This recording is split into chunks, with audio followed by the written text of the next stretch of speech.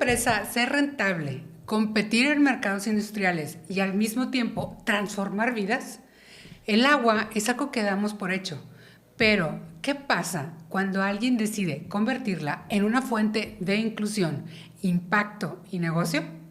Hoy vas a descubrir cómo algo tan cotidiano como el agua puede esconder un modelo de negocio, una estrategia B2B y una historia de inclusión que pocos conocen. Bienvenidos a Clothes Inspira, el podcast donde hablamos de bienestar, liderazgo y las historias de personas que están cambiando el mundo desde donde están. En este episodio hablaremos sobre cómo la inclusión laboral de personas con discapacidad puede integrarse de forma real dentro de una empresa. Por otro lado, descubriremos cómo funciona el modelo detrás del agua industrializada y qué significa competir en el mercado B2B. Exploraremos el impacto que están teniendo los Green Data Centers en nuestro estado y cómo estas nuevas demandas están transformando el panorama empresarial. Soy Silvia Mireles y hoy tengo el privilegio de platicar con una empresaria que tomó algo tan cotidiano como el agua y lo convirtió desde su empresa, uno a uno, en una historia de inclusión, propósito y visión. Bienvenida, Marianela Santos. Es un placer tenerte el día de hoy aquí, Marianela. Muchísimas gracias. Al contrario, gracias por invitarme. Muchísimas gracias por aceptar nuestra invitación. Bueno, primero que nada, vamos a empezar desde el inicio. ¿Cuál es tu formación académica? Pues mira, créalo o no, originalmente yo soy ingeniera en electrónica, pero realmente me considero empresaria, ¿no? ¿Y cómo influyó tu profesión en la decisión que tomaste de crear tu propia empresa? Pues es que fíjate que más bien como que fue un poquito al revés. Te platico que yo vengo de una familia de médicos, pero mi papá tenía farmacias. Entonces, haz de cuenta que era un concepto un poquito como esa hora de que está la farmacia al lado del consultorio. Ajá. Él tenía esa idea de que justo podía llevar tráfico a la farmacia a través del consultorio. Entonces, pues, pero te estoy hablando de hace 40 años, ¿no? Entonces, sí, yo creo que era muy innovador él en algunos temas. Ahorita te voy a platicar porque sé que vamos a hablar del tema de inclusión y viene desde ahí. Okay. Pero bueno, digamos que nací en el negocio porque mis papás tenían el negocio en la casa. Sí. Entonces, pues para mí era como muy natural ver pues que mi mamá estaba ahí atendiendo la farmacia. Mi mamá es química farmacobióloga y pues era la responsable de la farmacia. Mi papá en el consultorio y pues te digo, era mi ambiente natural, era el de la empresa. Entonces, mi mamá desde niña pues me enseñó ahí, porque pues te digo, ahí estaba yo de todas maneras en la tarde. Me enseñó pues a atender a los clientes, a recibir el dinero, dar la feria, a atenderlos en el sentido de que pues había que tener un orden en el acomodo de los medicamentos que es alfabético. O sea, muchos detalles así, ¿no? A envolver cosas. Pues ahí fui aprendiendo. Entonces yo creo que más bien siempre estuvo ahí, como decimos los ingenieros de sistemas, en el backplane, ¿no? Sí. Como que en la parte de atrás ahí dando vueltas el tema empresarial de alguna manera, porque pues lo aprendes viendo. Sí. Entonces yo desde antes de salir de la carrera yo ya quería emprender. Pero lo que sucedió es que en los 90, no sé si te acuerdas, que se abre la industria de telecomunicaciones, porque antes solo era Telmex y Tantan. Ajá, entonces se abre y empiezan a llegar pues a Lestras, que era con AT&T, y Avantel, que era con MSI, etcétera. Cuando yo entro a trabajar pues a un corporativo muy grandote de aquí de Monterrey, me topo con que para las mujeres no había pues ese concepto que ahora le decimos de inclusión para la alta dirección. O sea, no se consideraban mujeres para puestos de gerencia para arriba, y yo no quería eso. O sea, yo sí quería pues progresar en mi vida profesional. Entonces, pues ahí fue donde tomé la decisión de emprender. Pero entonces, pues bueno, ahora con qué herramientas cuento, pues te digo, pues venía de mi carrera de electrónica, y nosotros teníamos 3 especialidades. Era telecomunicaciones, redes, la parte de robótica o control industrial, y pues ya ni me acuerdo cuál era la otra, pero eran tres especialidades, y yo tomo la decisión de irme por la de redes y telecomunicaciones. Entonces era como que el recurso con el que contaba, y entonces por eso es que decidí emprender en eso, o sea, en algo de lo que yo había estudiado. ¿Sabes qué? Ahorita estás mencionando 3 palabras clave que lo vamos a ir desmenuzando poco Sí. a poco. Que una es innovación. Ya Sí. lo veías desde tu casa, ¿no? Desde, Sí. como comentas tu papá, Sí. que ya veía él Sí, sí, un sí. modelo de negocio donde Sí, diferenciado. diferenciado. Sí, porque esa farmacia, es más, yo nunca he visto una farmacia como la que tenía mi papá, porque era más parecido a lo que es un Sanborns ahora, digamos, ¿no? Porque tenía jugueterías, revistas, incluso hasta videojuegos, alimentos, tenía muchas cosas que yo no he visto, te digo, hasta ahorita una farmacia con ese concepto como tenía él en ese tiempo, y eso fue hace, te digo, muchísimos años, y a mí me encantaba ir con los proveedores y escoger cosas que luego se iban a vender ahí, todo eso. Okay. También ahí metíamos nuestra cuchara. Y la otra palabra que mencionas también, que Sí. es emprender, Sí. que poco a poco te iban incluyendo en algunas Sí, actividades. algunas actividades, Sí, ¿verdad? que te digo, yo creo que no lo hicieron con esa intención, pero pues te digo, pues yo viví ahí, entonces pues en vez de estar, digamos, ociosa ahí, pues me iba a la farmacia y me ponía a chambear sin darme cuenta que era una chamba, ¿no? Sí, así es. Y otra de las palabras que también mencionas es la inclusión. Que eso tú lo fuiste viendo desde que eras pequeña. Sí, porque fíjate que te platico de una vez que pasó. Fíjate que en los 70s, y no sé si te acuerdas tú de eso, pero en los 70s las personas con discapacidad las escondían. O sea, haz de cuenta que así de que, qué vergüenza que tengo un hijo con discapacidad. Entonces lo echaban hasta el último cuarto allá al fondo, ¿no? Que nadie lo viera. Y mi papá, pues, descubre que la hermana de una de las empleadas que tenía, pues había quedado con una discapacidad motriz por la polio, porque hubo una epidemia de polio muy grande en Monterrey. Y él decide darle trabajo, pero como no la apoyaban en su casa a esta señorita, pues mi papá iba por ella a su casa para llevarla a trabajar y se la llevaba del brazo, de cuenta, porque pues tenía dificultad para caminar y todo, tenía aparato y todo en la pierna, pero aún así batallaba. Entonces, pues así fue, y pues bueno, la señorita esta, que obvio fue una empleada muy leal, pero pues te digo que había mucho tráfico ahí de todo tipo en la farmacia, así que pues en pocas palabras agarró novio y se casó y todo ahí también. Sí. Wow. Ahora, la historia de la empresa uno a uno es muy particular y muy interesante. Platícanos de dónde nace esta idea. Ay, bueno, fíjate que realmente no fue mía la idea. Yo compro la empresa más adelante. Pero realmente nace pues de mi experiencia como mamá. Porque, bueno, tuve yo un embarazo muy complejo que se llama múltiple espontáneo, quiere decir que sin tratamiento me embaracé de triates. De esos 2 ovulitos, pues se dividen uno en 2 y quedan 2 gemelas y una cuata. Luego más adelante se complica ahí por temas pues de la propia digamos bolsa que se forma mal y esto y lo otro. Total que una de las gemelas fallece, pero no me la pudieron sacar. Haz de cuenta que a mí me dijeron, pues te tienes que aguantar lo más que puedas con la niña así. Y by the way, no te puedes, tú, o sea, no puedes estar triste, no puedes estar aquí llorando y tirada ahí así, no. Me decía el doctor, es que todo lo que tú sientes lo pasas a los bebés. Entonces, pues contrólate, así, componte y a ver cómo le haces. Y yo creo que en ese momento del tiempo, mi entrenamiento como empresaria me ayudó, porque pues ya ves que uno, al final de cuentas, en todas las escuelas de negocios, tratan de que uno separe lo que sientes de los hechos, ¿no? Entonces, esa separación creo que me ayudó mucho en ese momento porque son cosas bien duras. En esa situación que estuvimos, nos contaminamos todas y la otra gemela nace con una hemorragia en el cerebro. Entonces, cuando nos dan a la niña, después de 2 meses de altas y bajas y una bola de temas ahí de salud bien fuertes, nos dicen, pues aquí está su niña puede tener de todo a nada. ¿Quién sabe? De la hemorragia en el cerebro le quedaron 6 huecos, ¿sabes cuántos se llaman quistes? 6 quistes o áreas muertas de cerebro. Y pues la van a tener que estar checando toda la vida, porque así era el diagnóstico hace 25 años. O sea, era, ¿quién sabe? Tú ahí arréglatela en el tiempo a ver cómo la vas componiendo, ¿no? Pues así fue. Haz de cuenta que ya que la niña pudo respirar solita y todo, que nos la llevamos a la casa, pues empezamos a caminar este camino, como journey, haz de cuenta de ayudarla a ella para poder sacarla adelante de las cosas que veíamos que eran retos para ella, que gracias a Dios, aunque nos pusieron así la cosa tan fea, pues no desarrolló una discapacidad con diagnóstico, sino que más bien lo que tuvo la niña eran como desfases de maduración. Okay.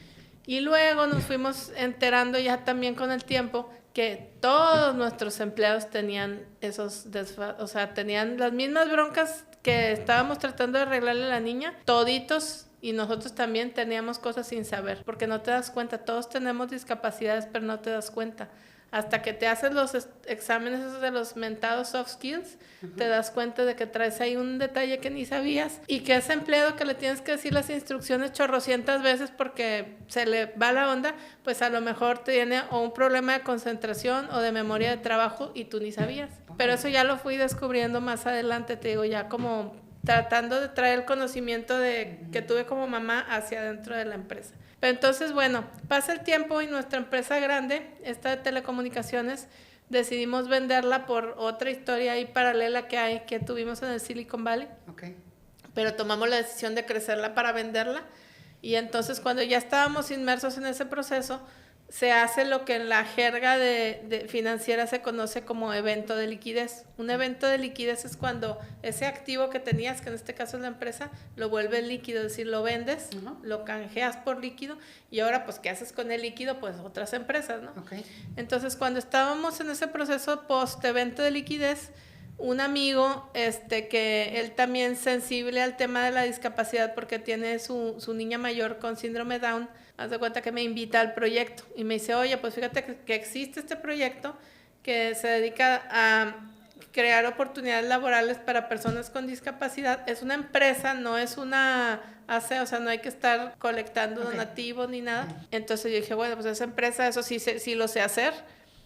Y me decía él, y es urgente que entremos porque si no va a quebrar, o sea, va a tronar y ya ese proyecto se perdió. Y yo te digo, sensible por el tema de mi hija y pues muchas historias que vivimos con la niña porque como físicamente no tenía, o sea, no se ve la discapacidad de ella, vamos a llamarlo así, había mucha intolerancia de compañeros y de las mamás hacia ella en el colegio, entonces eso fue lo que me hizo sensible, porque cuando compro la empresa, te digo, estaba tronadísima, ni le dije a mi marido, llego a la casa, ya le aviso, y él así de que, ¿en qué estabas pensando? O sea, está quebradísimo esto, ¿no? Sí. Y por cierto, no era por el tema de las personas con discapacidad, era por la discapacidad del fundador.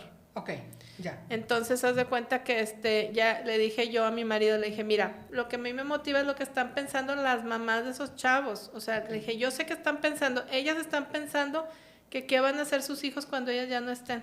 Okay. Dije, entonces, esto se trata más como de darles un camino, digamos así, de cierta independencia a estos muchachos, ¿no?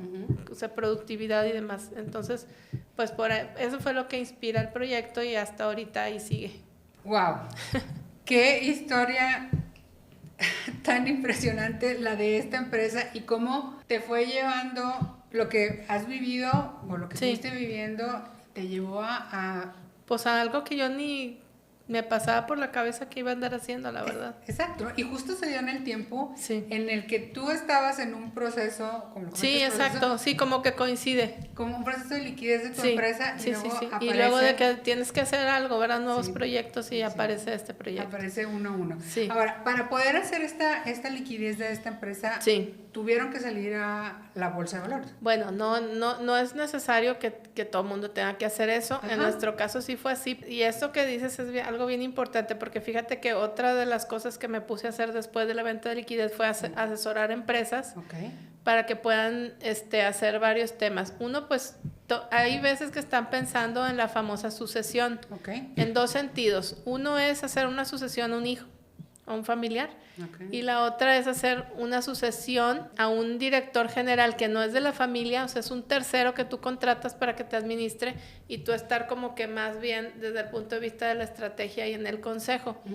Ese paso, hay veces que yo veo que lo quiere dar gente que ya está un poco cansada, ya siente que no tiene la misma energía y quiere más, no deshacerse del negocio, pero sí estar como que en el board, en el consejo, ¿no? Entonces ese es otro tipo de sucesión. Entonces te digo, haz de cuenta, hacer un proceso de sucesión, o hay gente que me buscaba tratando de levantar capital para crecer la compañía. Y hay otros que me buscaban porque querían vender la empresa también por lo mismo de que, oye, pues es que no tengo a quién heredársela, yo ya no quiero operar, ya estoy cansado, entonces me quiero jubilar. Entonces querían hacerlo como jubilación, que eso es muy común en Estados Unidos. Por ejemplo, los dentistas, así de que ya me quiero jubilar, venden el consultorio con los pacientes y todo y lo usan como jubilación. Eso es muy común allá. Acá no estamos tan acostumbrados a estos procesos, pero sí me he dado cuenta que últimamente hay más gente que quiere ir por ese camino. Y lo que yo les explico es que cualquiera de esos 3, 4 caminos que te acabo de decir, el proceso es igualito. Haz de cuenta que tienes que ordenar la empresa, institucionalizarla, meter controles, meter sistemas, meter procesos para poder controlar desde afuera. Entonces ahora sí puedes hacer cualquiera de esas 4 cosas, nada más que eso yo lo descubrí también en el camino. Haz de cuenta que cuando yo tengo la idea de vender, nosotros lo que dijimos fue, quiero crecer y luego vender, porque si la vendo así, qué chiste, no, yo quiero venderla bien vendida. Entonces quiero crecer y luego vender. Entonces para hacer eso hicimos un plan estratégico, o sea, con un tema de crecimiento y luego para ya entrar al proceso de la venta. Nada más que para poder crecer, como en aquel tiempo mi modelo de negocio era financiero, haz de cuenta que yo compraba hardware para rentarlo. Entonces yo tenía que pagarlo de contado y eso implicaba pues mucho capital.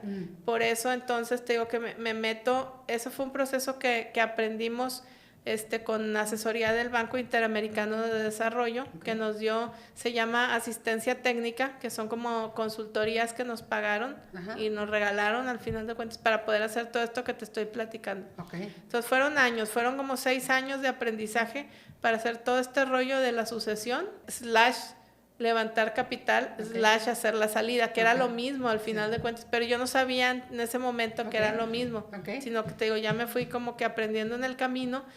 Y lo que sucedió es que cuando salimos ya, digamos, del proceso del BID, el BID hace un comunicado de prensa internacional y solitos empiezan a llegar las oportunidades para comprar la compañía.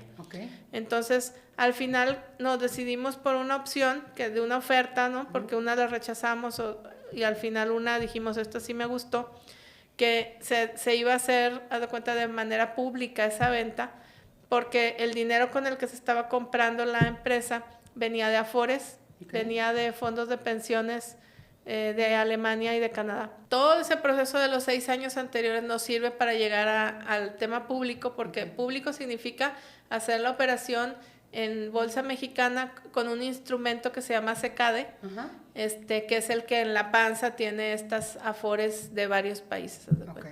Entonces todo ese proceso, te digo, pues lo fuimos aprendiendo en el camino, y pues con todo lo que implica. La verdad fue muy bueno aprender por las buenas o por las malas todo esto, porque ahorita estamos en un siguiente proceso después es que cuando firmas los contratos de que ya vendes y todo el rollo, viene un periodo que se llama de no competencia, en el que no puedes hacer la actividad que hacías. Entonces, cuando pasa el periodo de no competencia, pues ya regresamos a la industria de TI y ahorita estamos en un proyecto de inteligencia artificial, porque gracias a Dios todo lo que sea tecnologías de información sigue y sigue y sigue. Entonces siempre hay algo que hacer ahí en esa industria, ¿no? Y yo creo que al final el corazoncito te lleva pues a lo que más sabe hacer uno y también a lo que más te gusta. Entonces por eso regresamos a la industria de TI. Lo que sí no iba a suceder, porque eso ya lo habíamos acordado en teoría, era que íbamos a volver a trabajar juntos, mi marido y yo. Porque ya teníamos como 18 años trabajando juntos. Yo había empezado la empresa en el 95 más o menos. Y luego por ahí del 99, 2000 le dije que si se venía a trabajar conmigo porque era demasiada chamba y ya no podía yo sola, y me dijo que claro que no, pero lo convencí y pues de ahí trabajamos 18 años juntos. Y cuando ya se hace todo el evento de liquidez y esto, y te digo que yo empiezo con el proyecto de 1 a 1, él empieza con otras empresas, con sus proyectos y todo, y fueron nuestras hijas las que levantaron la mano y dijeron, oye, no, es que ustedes funcionan mejor juntos, que cómo van a estar separados, que vuelvan a hacer, que no sé qué, y de ahí salieron 2 nuevas empresas que estamos ahorita trabajando juntos otra vez y pues más por presión ahí familiar. Ellas dicen que funcionamos mejor juntos, entonces bueno, vamos a ver. Pero no era la intención. ¿No? No. Porque, ¿sabes qué? Me llama mucho la atención porque tus hijas han de ver algo, unas fortalezas Sí, que exacto. tienes tú. Más por ahí va. Unas fortalezas Yo creo que que tiene sí. tu esposo. Y sí, que juntos, a lo mejor ellos dicen eso, entonces pues bueno, les hicimos caso. Ya estamos otra vez trabajando juntos. Sí. ¡Ay, qué bien! Sí. Bueno, y esto que comentabas acerca del aprendizaje que, Sí. que dejó el vender, o sea, Ujú. al salir a la bolsa tu empresa, Ujú. que hablabas acerca de la asociación, o que quieres dejar Sí. la empresa a un director, Sí. o que quieres levantar capital, Sí, o te jubilación. decía que es lo mismito. Tú te das cuenta que es Es exactamente lo mismo. Sí, y es lo mismo.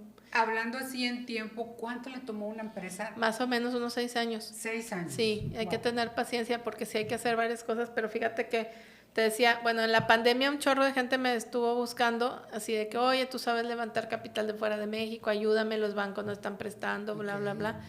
Entonces, cuando yo les decía, ok, déjame, me meto a tu empresa para revisar esto o lo otro, y entonces ya yo me echaba el clavado y yo te diría que en la pandemia revisé unas 107 empresas y ninguna estaba preparada para un proceso como el que te estoy diciendo. Wow. Ni para heredar, ni para poner un director, ni para levantar capital, o sea, para nada de lo que te digo. 107 empresas. Y cero, ninguna estaba preparada, ninguna. ¿Y cuál es lo que veías más frecuente que les faltaba a estas Pues empresas? primero ganas. Sí, en serio, porque, Ok. porque hay que poner mucho orden y hay que, pues de eso se trata, de poner reglas de gobernanza. Entonces, como cuidarte de ti mismo y hay gente Ok. que no quiere cuidarse de sí mismo. Mm. Hay mucho tema ahí que no deben hacer en la parte fiscal y lo hacen. Ok. Hay mucho desorden, no hay una metodología comercial, no hay KPIs comerciales, no hay buen equipo comercial y de ahí parte todo. O sea, tú sabes que sin ventas no hay empresa. Claro. Entonces, si no tienes bien organizada la parte comercial y no la tenía, o sea, te digo, ninguna de estas, ni bien el producto, ni una estrategia de marketing, ni una metodología de ventas, ni los perfiles, o sea, hay mucho que hacer ahí.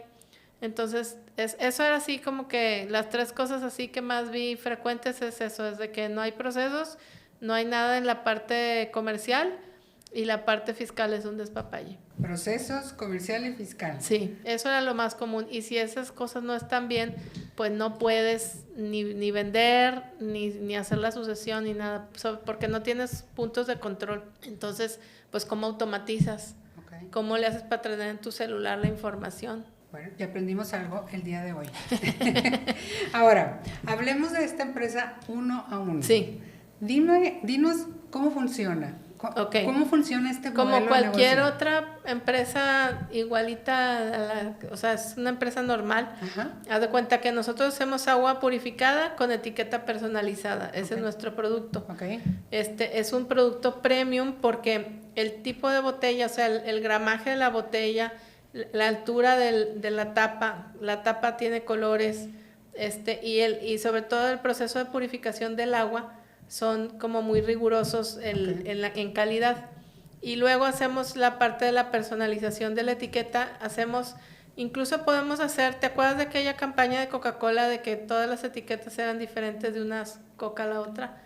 Que traían nombres. Sí, podemos hacer, o sea, todas las etiquetas si quieres pueden ser diferentes, a mí me da igual. Okay. Podemos hacer hoy con promociones y mañana con otras promociones si quieres, con otro diseño y así. Entonces nosotros les vamos haciendo los diseños y el cliente decide cuál quiere o quítale, muévele. En todas les ponemos un sello, que es una ruedita que dice hecho con capacidad, que es nuestro sello. Okay. Y te digo, pues es un producto, en realidad es un producto premium. Nosotros no competimos contra agua genérica de un centro comercial o así, porque no es nuestro mercado es producto premium, alguien que quiere, mira, el tipo de cliente que la compra o el cliente que la quiere para atención al cliente, por ejemplo, un despacho de contadores, un salón de uñas, alguien que quiere regalársela por atención a su cliente. Okay. El otro tipo de cliente es el que la revende, y hay otros de aplicaciones curiosas, ¿no? Por ejemplo, ahí tenemos una empresa que hace reclutamiento masivo, Okay. y entonces se da cuenta, la etiqueta dice, buscas trabajo, 01800 no sé qué cosa, y la regalan así en la calle, ¿no? Es una forma de comunicación también, Sí. el producto. Entonces, cualquier cliente que esté buscando O una atención al cliente, o tengo un restaurante que quiere Ok. revender, o Ok. puede ser para una aplicación de mercadotecnia especial, por ejemplo, un evento en Cintermex, Ok. o un torneo, Ok. cosas así, una carrera. ¿Y cómo llegaron a posicionarse en el mercado B2B? Pues mira, cuando yo compré la empresa ya tenía una cartera interesante. De hecho, el proyecto nace vendiendo en 7-Eleven. Ah, Nada más que ok. resulta que te digo que estaba un poco desorganizado. Entonces, para que me entiendas bien rápido, vendían abajo del costo. Entonces, entre más vendían, más perdían. Ok. ¿Ves? Así en resumen. Ajá. Por eso te digo que no era culpa de la gente con discapacidad, eran otras discapacidades ahí en juego, ¿no? De ahí ya había una cartera interesante, y luego lo que hicimos fue, muy curiosamente, contratar personas de la tercera edad como vendedores. Ok. El primer señor que contratamos nos decía, es que los viejitos somos bien tercos, y yo, qué bueno, porque haz de cuenta así de que llegaban y vengo a ver al dueño aquí del restaurante.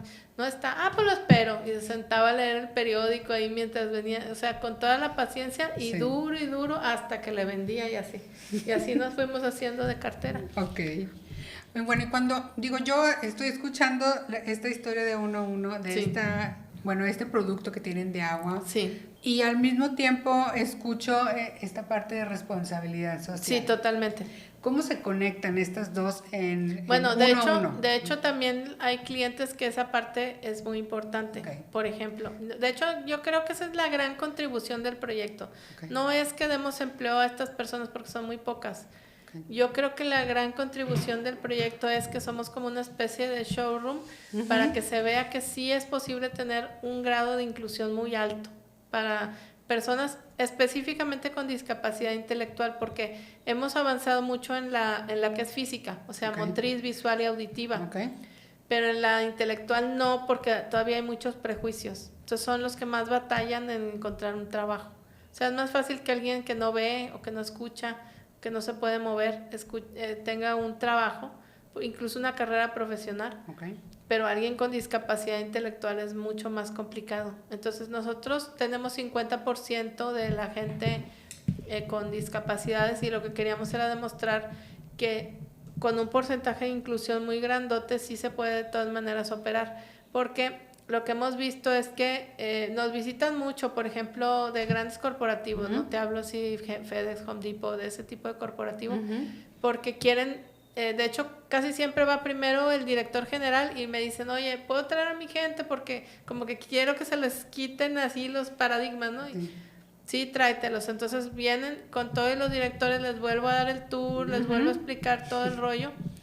Y entonces ellos ya empiezan a quitarse poco a poco esas ideas de que no se puede, que, no sé, cosas que se imaginan bien curiosas a veces, ¿no?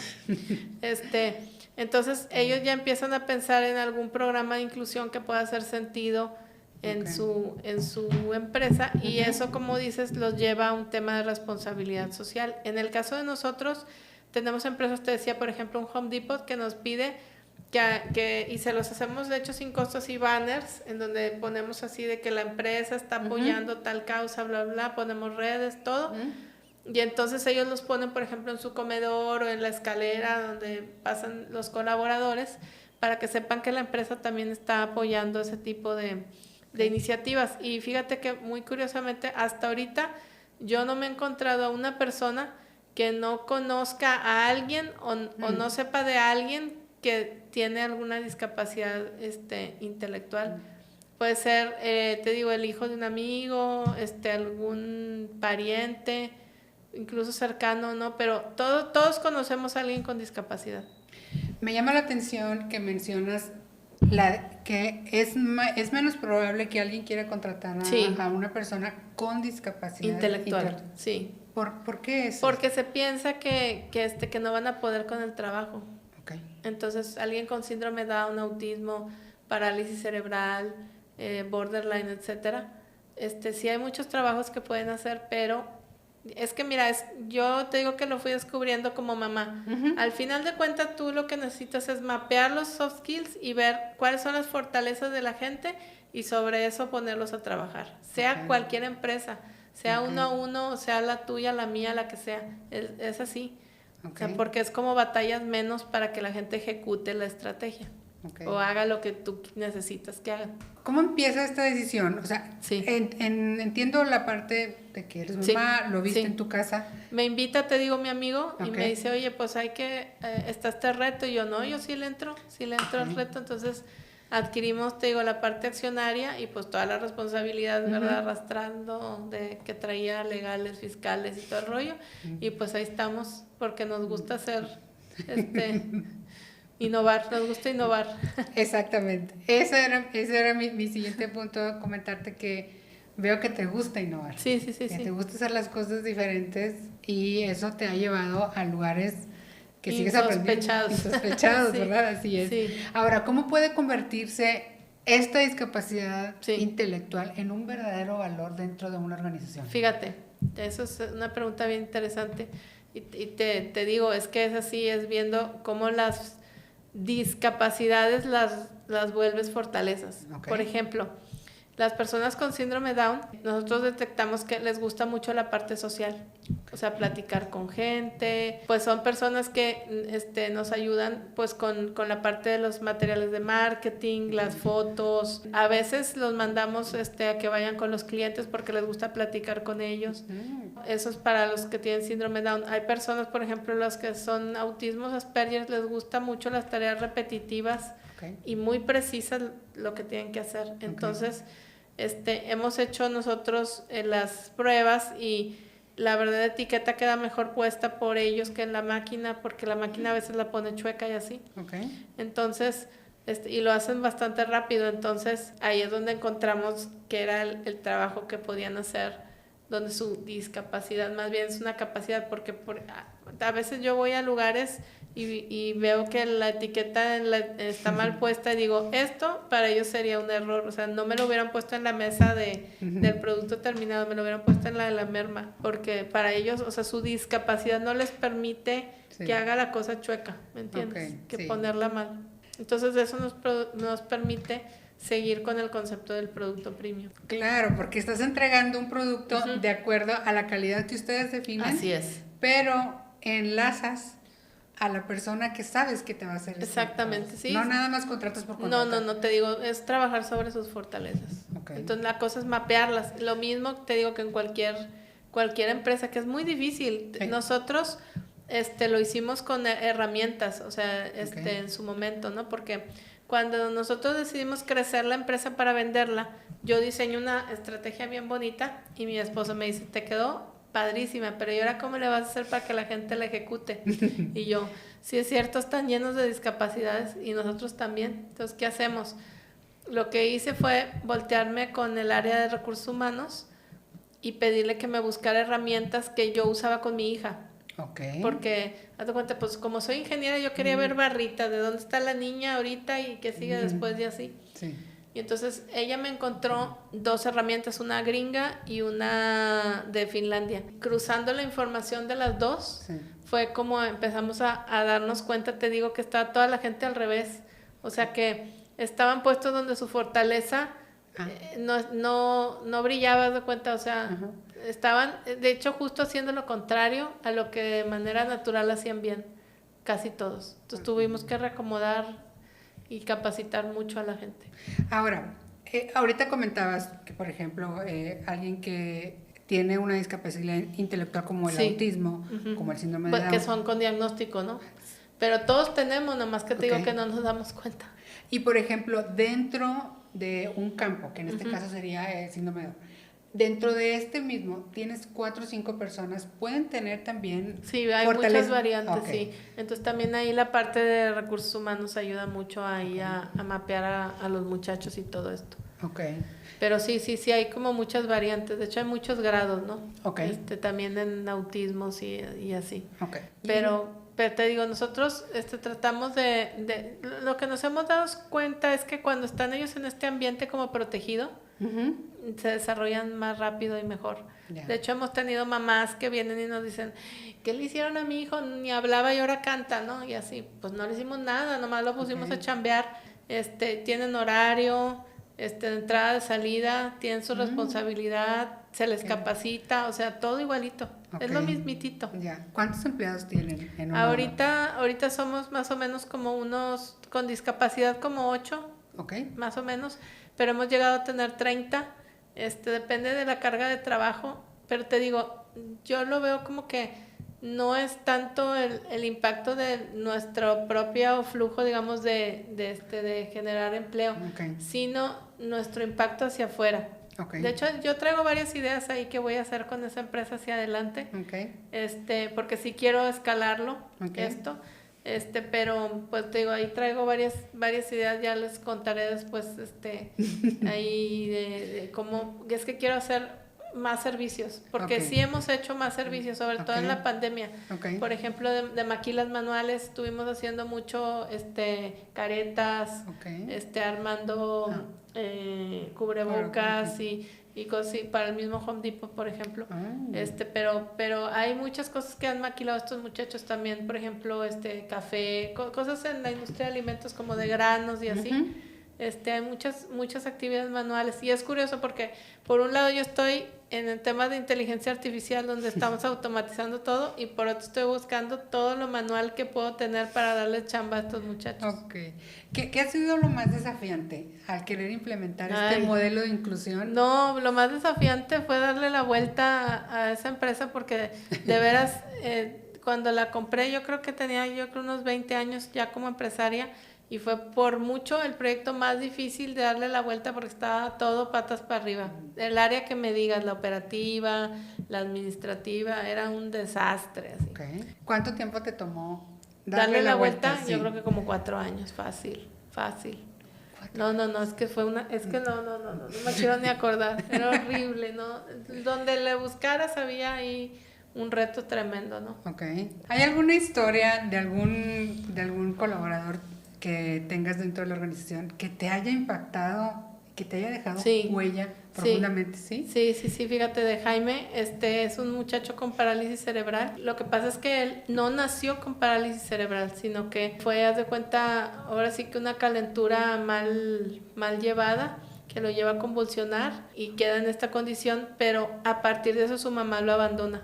Él es un muchacho que pues prácticamente, sí habla medio chuequito, se mueve, no debería moverse tanto, pero él sí se mueve y es una persona que a mí me impacta mucho, que aunque vive lejísimos allá en Escobedo, no sé dónde, él está siempre puntual antes de que se abra la empresa. Incluso él se mueve solo, de cuenta de su transporte, se va en su camión, hasta se va a ir a los tacos primero a desayunar y todo, y siempre llega antes de que se abra la planta. Entonces, pues tú dime qué empleado tuyo está allá afuera antes de que abras, esperando que abras ya porque ya quiere entrar a trabajar. Wow. ¿Cómo es que se llama? Jaime, te mandamos un saludo desde aquí.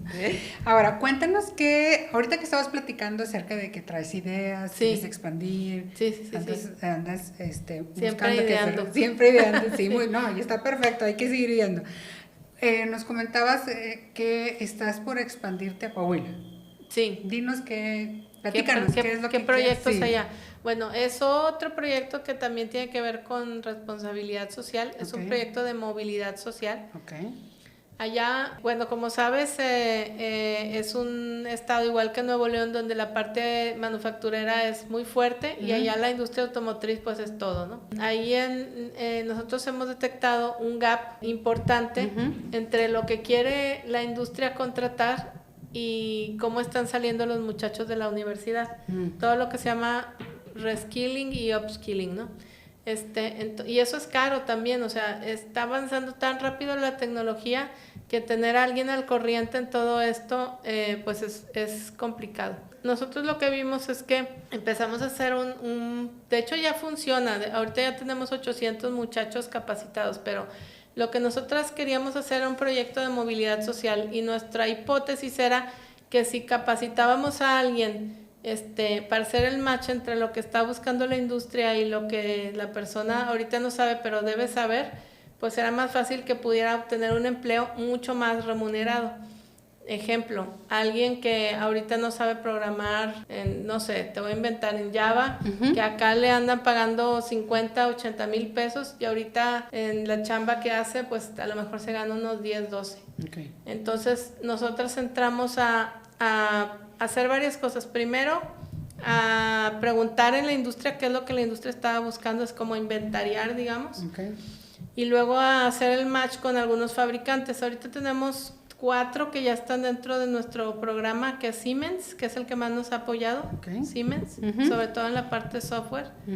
Es Microsoft, AWS y Cisco. Entonces empezamos a hacer esos matches. Te digo, ahorita nomás de Siemens ya llevamos 800 muchachos capacitados y profesores, también 200 profesores, porque era muy importante también conveniar con las universidades para poder entrenar a los entrenadores, en este caso a los profesores. Okay. Y traemos ahí también ya un proyecto muy bonito de un laboratorio que se está haciendo en conjunto con el MIT en una universidad que es local allá, la Universidad Carolina, que es como de ex Harvard, estos muchachos. Y también traemos ahí el laboratorio ahí con algunas ideas que vimos aquí en el Horno 3 y que queremos llevar para allá también.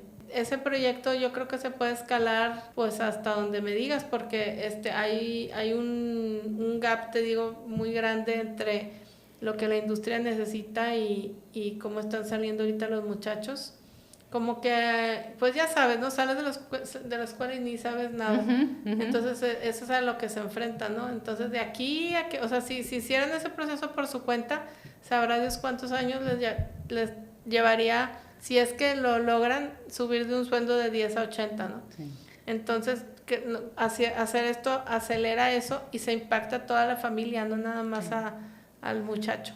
Entonces, es algo que te digo, queremos medir también el impacto y ahorita el nuevo proyecto, digamos, dentro del proyecto, es que estoy haciendo un programa específico para mujeres, porque el gap también es muy alto y tengo ahí algunos estudios, especialmente de Accenture y del World Economic Forum, que hablan de este gap así bien fuerte que hay de paridad.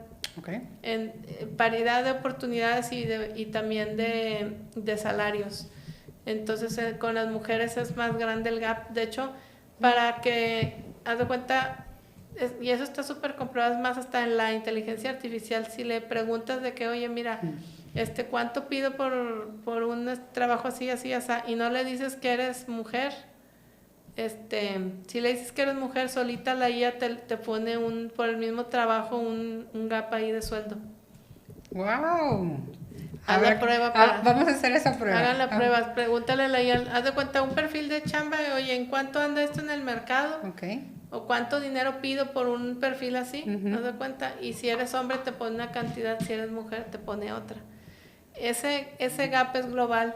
Entonces, lo que tengo yo ahí de datos es que si tú le llama Accenture, si tienes fluidez digital, así dice, digital fluency, o sea, si hablas digital, o sea, si tienes skills digitales, es mucho más rápido que esa brecha se acorte. Entonces, para los países desarrollados, más o menos estamos como por ahí nos faltan como unos 20 años más o menos en los desarrollados para que la brecha sea pareja, pero en los no desarrollados son como 40 años. Entonces, le acortas como 20 años al problema si es que le enseñas a la persona herramientas digitales, si es mujer especialmente. Wow. Por eso para nosotros es muy importante acortar la brecha y de eso te puedo compartir porque tengo muchos datos, sobre todo de Accenture, porque hicieron un estudio muy profundo sobre ese gap, ese gap que hay de inclusión para mujeres. ¿Y por qué? Fíjate que curiosamente, y acabo de regresar de Francia, estuve en un programa de liderazgo y estuvimos tocando ese tema de la inclusión para mujeres y a mí me llamó mucho la atención que resulta que sí, o sea, eso sí lo ves así por país desarrollado o no desarrollado, pero si lo ves por región, Latinoamérica es el que está menos amolado de todas las regiones. Y a mí eso me llamaba mucho la atención y por eso me puse a hacer research a ver qué pasa. Y fíjate que le decía a mi marido, le dije, ya di con el dato que quería entender por qué. Y está de hecho en la misma información de Accenture. Fíjate que el único país del mundo en donde está volteada la brecha de género, o sea, donde está más capacitada la mujer que el hombre, gana más y todo, en temas así digitales, es en Argentina. Argentina es el que hace que le demos la vuelta ahí al dato. Está muy interesante. Un solo país, Argentina. Sí, pero es que sí es bastante ahí la brecha, que es al revés, o sea, que está mejor remunerada y mejor capacitada las mujeres que los hombres. Está muy curioso. Wow. Mejor remunerada y mejor capacitada. Y está muy padre ese, te digo, te voy a compartir el estudio, sí, porque sí lo hacen a nivel global y entonces te pone así un listado. En México estamos muy mal, por cierto. Creo que éramos 25 países, si no mal recuerdo, ahí en la gráfica. Estados Unidos es el menos peor y no me acuerdo cuál es el peor de todos, okay, pero nosotros estamos en el tercero menos peor. Creo que el último era Filipinas, pero no me hagas caso, no recuerdo bien. Okay. Pero sí me acuerdo que México está entre los más abajo en paridad. Okay. Estamos muy mal. También del estudio ahí se desprende esa información, que cuando tú capacitas a una mujer en temas digitales, tengo una hipótesis, pero okay, ahorita te digo cuál es, porque conozco muchos argentinos. Okay. Pero sí, cuando tú capacitas más a una mujer en temas digitales, ¿sí?, haz de cuenta que aprende más que los hombres. O sea, al final se capacita mucho mejor. El problema es que tiene las capacidades, pero no exige el sueldo. Okay. Por ahí podríamos empezar. Esa entonces es otra cosa, sí, que el estudio arroja. El estudio de Accenture lo que dice es que los hombres hacen como un plan estratégico para cuando salen a pedir trabajo. Okay. Dice, y además están súper mal calificados, pero ellos se creen acá y piden un montón de lana, y okay, las mujeres están sobrecalificadas y piden menos. Okay. Y eso, yo te diría que lo he visto así muy de cerca, eso de que pues, estás súper calificada, pero tú te sientes menos o te haces menos solita y vas y sola te tiras al pozo, ¿te das cuenta? Okay. Y agarras ahí la chamba por $2 y está mal. Hablabas, ahorita me llamó la atención este concepto que mencionabas de la fluidez digital. Sí, así lo llaman, digital fluency. Okay. O sea, se trata de que si puedes, o sea, se refiere, es como una analogía, como si fuera un idioma, uh-huh, como un concepto metafórico, pero más se refiere a tener conocimiento de herramientas digitales. Okay. ¿Cuáles serían unas básicas? Por ejemplo, pues lo básico, así sí, de perdido el Office, ¿no? Okay. 365, okay, algo de internet, yo creo que sería así como lo básico. Okay. Y ya lo deseable, pues de que sí le muevas algo a la IA, por ejemplo, ¿no? Okay. Y en base a eso hicimos como los matches de la parte industrial, así de que es que necesito que sepan low code. Okay. Ah, bueno, pues vamos a capacitar en low code. Necesito que sepan moverle a una herramienta de Digital Twin. Ah, pues capacitemos en eso y así. Empezamos okay, a hacer, por ejemplo, herramientas de nube y así. Microsoft en IA se llama Copilot la herramienta, entonces, o sea, como que ya luego nos fueron diciendo así más específicamente, ¿no? Pero fíjate, te voy a decir algo bien interesante que encontramos también. Ajá. Cuando nos decían así de que, a ver, pues, ¿qué es lo que te falta para contratar? Sí. ¿Por qué dices que tienes tantas vacantes y aquí hay un montón de gente y no contratas a nadie? Sí. Son 3 cosas las que nos decían. Okay. Número 1, el tema técnico, como esto que estamos hablando, que sí, dice Copilot, que es esto. Pero otro tema le llamaban ellos vamos a llamarlo así, skills de comunicación. Okay. Ellos decían, quiero que sepa hablar en público. Okay. A lo que se referían es, necesito que se pare a hacer una presentación, y no sabe hacer una presentación, no habla, nomás textea, nada más están chateando. Okay. Yo quiero que hable. Okay. Entonces, skills de comunicación, y lo otro es inglés. Esas 3 cosas son como que los toppers porque no contratan a alguien con un sueldo alto. Inglés, skills de comunicación y digitales. Skills digitales, sí. Entonces, pues si nos están escuchando chavos en la prepa o en la secundaria, pues ya, o sea, es urgente que se metan al inglés y a hablar en público, oratoria o algo así. Okay. Porque ese rollo del chat no los va a llevar a nada bueno. Sí. Y también para las mamás, ¿eh? Ok. Te lo digo para las mamás. Ok. Porque yo tengo una prima, tengo varias que son maestras en primaria y secundaria. Ujú. Y sobre todo la de secundaria me dice que cada generación viene peor, así de que no leen, no hablan, no leen y no hablan, ¿no se cuenta? Okay. Entonces no alcanzan a tener capacidad de análisis ni de síntesis. Okay. De hecho, ella me platicaba que ella era la maestra más perra del colegio, según ellos, según los niños. Dice, tengo 7 años poniendo el mismo examen, dice, pero el examen, haz de cuenta que ella lo que hace es que les da a leer 2 hojas, 2 hojas, haz de cuenta así de texto, y luego les hace preguntas abiertas.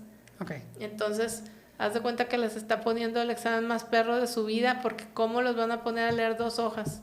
Y de hecho es un artículo lo que las pone a leer de cómo les hace daño el celular.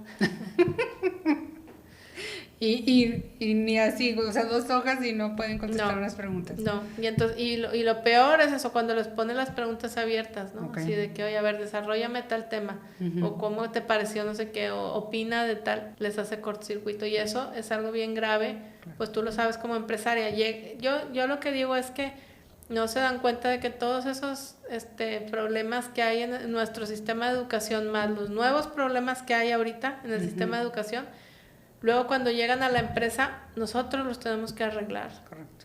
Y eso nos cuesta y es un problema. Y la gente piensa que es uno el problema y se están cambie de chamba y no se dan cuenta que el problema son ellos. Claro. Sí. Ahora, comentabas que hasta ahorita han graduado, podemos decir, 800 alumnos. Sí. ¿De qué edad? Son chavos que ya son, de hecho, hijos de operarios de estas empresas automotrices. Okay. Y es un programa que te digo que tenemos ahí en la universidad esta que es ahí local, más toda la red que se sumó a esto. Y pues son chavos universitarios. Okay. O sea, ¿qué te gusta? 17 y 20, una cosa así. Son jóvenes. Me llama la atención que decidiste iniciar este proyecto en Coahuila. Ah, pues que me invitaron. Ah, ok. Bueno, pero mi papá era de allá, entonces yo me siento como que más cerquita de mi papá.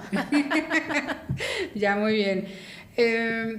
Y bueno, ahora, ¿cómo ves con todo este tiempo que has estado trabajando, con toda esta experiencia que has ido obteniendo y con lo que sigues aprendiendo, cómo ves a la empresa 1 a 1 dentro de unos 5 años? Pues te digo, yo tengo ahí mis ideas. Okay. Quiero comprar un lugar más grande, quiero poner algunas líneas de producción y me interesa mucho ir a ver, específicamente en España, quiero ir a ver qué aprendo allá, porque allá hay empresas muy grandotas que emplean pura gente con discapacidad. Entonces quiero ver qué producto hacen, cómo lo hacen, a ver qué aprendo a ver qué puedo también traerme para acá de esa experiencia. Y sobre todo, te digo, yo traigo ahí varias ideas porque amigos me han dado las ideas. Te digo que yo busco cosas que no se puedan automatizar, que tengan que ser manuales.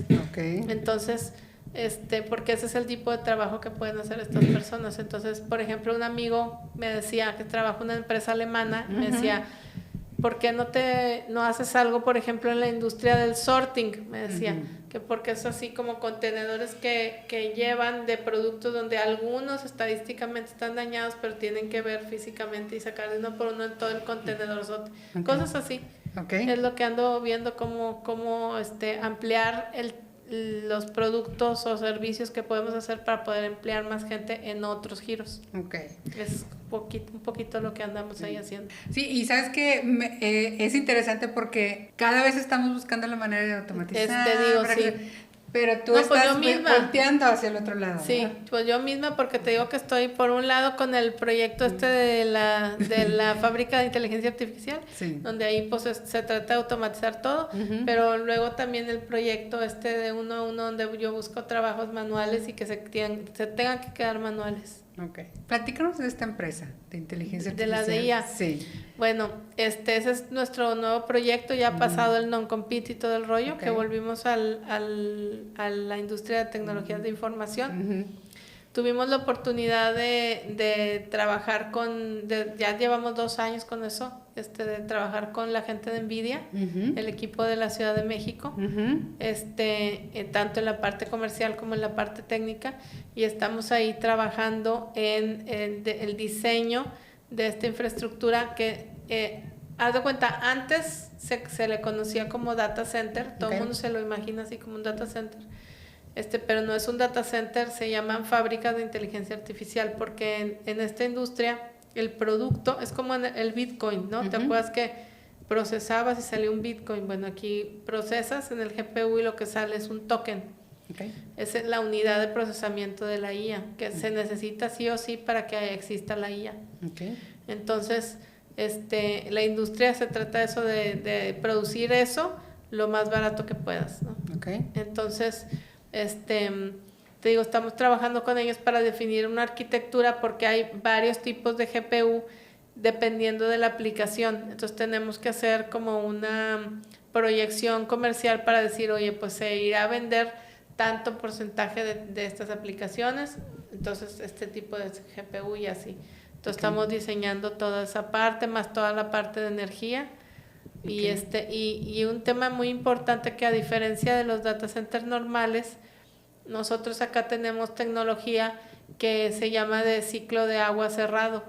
Quiere decir que tú cargas el agua una vez y ya se queda dando vueltas para enfriar ahí en el mismo tubo. Entonces no tienes que ser un desperdiciadero de agua. Entonces, en conclusión, entre más eficientes en energía seamos y el tema del agua, es mejor negocio.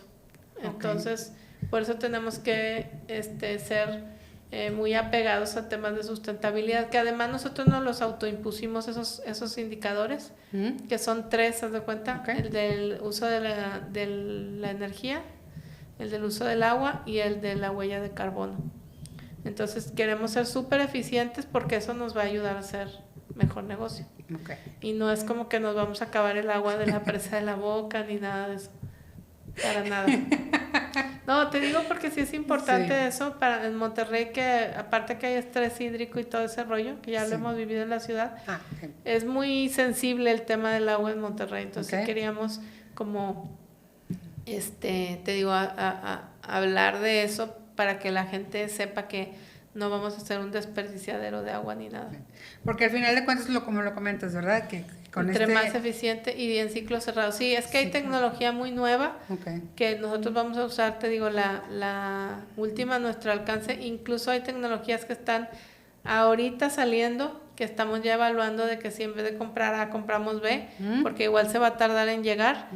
Nosotros queremos estar operacionales hacia Q3, Q4 de este año, pero depende de que nos entreguen de los equipos. Entonces, como todo el tiempo están saliendo equipos nuevos, probablemente sí sacrificamos un poquito a estar más pegados hacia el final del año, pero ya teniendo las últimas versiones, porque van a ser más eficientes en energía y en todo, para que el token cueste menos.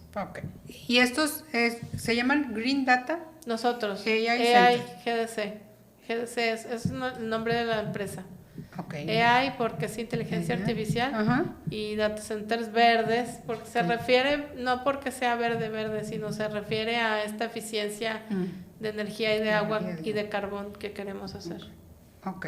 Y ahora, ¿de dónde vienen? O sea, ¿dónde empezaron a ver ustedes esta tendencia? ¿Cómo fue que lo encontraron? Mira, ya sabíamos que la industria de TI, por la evolución misma de la industria, de muchas tecnologías nuevas, iba a requerir data centers de manera así tremenda, ¿no? Eso ya lo sabíamos. ¿Por qué? Porque está el Internet de las Cosas, el 5G, 6G, está la misma inteligencia artificial empujando, o sea, todo esto que le llaman el Big Data y todo esto, ¿no? Tú lo tienes que poner en algún lado, incluso la electromovilidad, porque los autos eléctricos son computadoras con ruedas que están generando datos, y tú tienes que poner los datos en algún lado. Esos lados pues son nuestros data centers.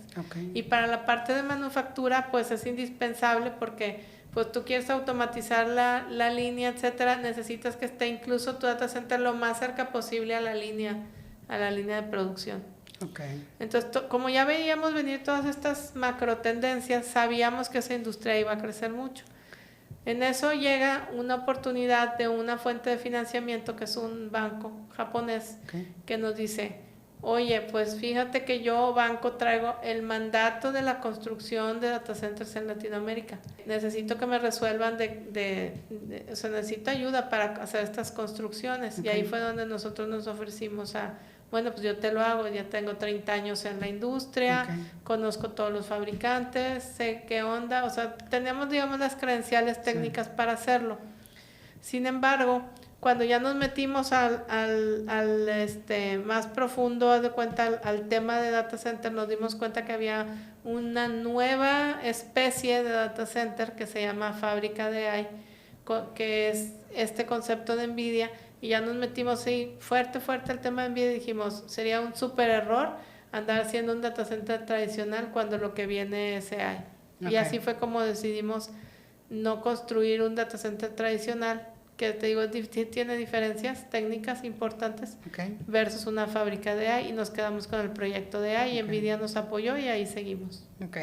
¿Y ahora qué papel van a jugar estos data centers en Nuevo León? Los tradicionales ya existen varios, están llegando porque, bueno, fue como fortuito que fueran a dar a Querétaro. Como sabes, la Ciudad de México pues es una zona sísmica y ese es un tema pues delicado para un data center. Entonces por eso y porque en Querétaro, digo, porque fue casualidad del destino, ahí es donde llegaban todas las fibras ópticas de los carriers. Entonces, pues antes digamos que ese era el activo determinante, la fibra. Ahora ya no es la fibra, ahora pues tú tiras una fibra como si fuera cualquier cosa. Ahora lo que determina dónde lo pones es la energía. Entonces, pero en aquellos tiempos, te digo, de cuando empecé yo mi primera empresa, pues era la fibra. Y entonces, como estaba en Querétaro y no era zona sísmica, pues ahí se empezaron a poner, y ahí es como que el centro de los data centers de la ciudad de México país. O sea, están, pues por ejemplo, el de Santander y todos los grandotes, Microsoft, Amazon, OData, bueno, todos los grandes, ¿no? Pero ¿qué pasó? Que con el tiempo, y bueno, como todos sabemos, hubo una problemática el sexenio pasado en términos de inversión de la infraestructura de energía, pues ya no hay energía, en pocas palabras. Ya no hay energía en Querétaro y pues ¿y ahora qué hacemos? Y ahí fue donde nosotros dijimos, pues mira, en el norte sí tenemos, no es que nos mega sobre, pero sí tenemos, y estamos más cerca de Estados Unidos. Entonces en Estados Unidos hay un apetito brutal por los data centers. De hecho hay unos proyectos que literalmente que se están construyendo en el desierto si quieres, pero son terrenos del tamaño de todo Manhattan, por ejemplo, ¿no? Wow. Ya para terminar, ¿cuál es la diferencia entre un data center tradicional y un data center de AI? Pues te decía, pues de entrada es eso del manejo del agua y la energía es un poquito diferente, el tipo de hardware es diferente, el outcome es diferente porque el data center tradicional está más hecho como para guardar ahí información. Nosotros es procesar y entregar, y entregar. Es más de procesamiento el de inteligencia artificial, porque te decía que el producto de salida es el token y acá pues no hay ningún token, eso no existe. El hardware es muy diferente, incluso en AI la capacidad digamos, de consumo de la energía es muchísimo más grande. Mira, por ejemplo, en un data center normal, más o menos cada gabinete te consumirá como la energía de una casa normal, como como unos 5 kilos, y acá en la IA es como 10 veces más por lo menos. Entonces es como muchas casas. Muchas casas. Sí, muchas casas. Entonces, eso, o sea, es el consumo eléctrico, y hasta el peso del hardware no te soportaría uno de IA en un data center normal, con los que vienen hacia adelante. Y pues va evolucionando rapidísimo. Bueno, Nela, la verdad esta plática ha sido demasiado inspiradora. Hemos conocido esta parte tuya de responsabilidad social, esta parte de innovación, esta parte de tecnologías de información que te siguen y por lo visto te va a seguir interesando. Y esta parte educativa, ¿dónde te puede encontrar la gente si quiere conocer más de uno Pues a estoy uno en tus redes sociales? Estoy en LinkedIn sobre todo. Ok. Sí hay redes sociales de uno a uno Ujú. y pues ahí me van a ver de todas maneras porque hay videos y otras cosas. Ok. Pero donde estoy constantemente ahí posteando y así es en LinkedIn y estoy como Santos Marianela Ok. y pues sí ahí. Muy bien. Pues la verdad te agradecemos este tiempo, te Gracias a agradecemos ti por la invitación. todo lo que nos has compartido. Es muy inspirador y es muy bonito ver que una persona que desde pequeña traía esa semillita, Sin saber. sin saberlo, ahora lo estás haciendo florecer y lo estás compartiendo con las personas. No, muchas gracias y pues ahí dejo también te digo el mensaje para las mamás. Es muy importante que estimulen otras habilidades en los chavos, en los niños, porque te digo, cada generación viene peor y luego las consecuencias vienen cuando ya son adultos. Ya, ya. Y ya por último también a los empresarios que arreglen su relajo. Pues muy importante porque Sí. si no se pierden las fuentes de trabajo. Exactamente, sí. Y digo, ya con los tips que nos has platicado acerca de qué es lo que tiene que tener una empresa al Sí. menos para poder hacer una asociación y también qué es lo que tiene que tener un estudiante que está por salir de una universidad, que quiere Sí. buscar un trabajo, creo que Para hacer match. nos dejas mucho aprendizaje. No, gracias. Muchísimas gracias. Bueno, hemos terminado un episodio más. Los invitamos a que nos sigan en nuestras redes sociales, que se suscriban a nuestro podcast. Aquí nos vemos próximamente en Clots Inspira.